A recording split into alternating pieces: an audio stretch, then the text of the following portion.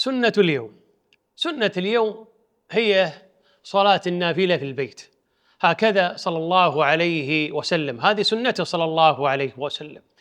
إذا أراد أن يصلي السنة القبلية صلاها في البيت وذهب إلى المسجد وصلى الجماعة، وإذا أراد أن يصلي السنة البعدية ذهب إلى البيت وصلى هذه النافلة. فلذلك يستحب للمسلم أن يصلي النوافل في البيت كما قال صلى الله عليه وسلم: صلاة الرجل في بيته أي النافلة حيث لا يراه الناس كفضل المكتوبة على النافلة. نعم، فيستحب للإنسان المسلم الصادق الكيس الفطن أن تكون صلاته النافلة حيث لا يراه الناس في منزله، وهذه سنة النبي صلى الله عليه وسلم.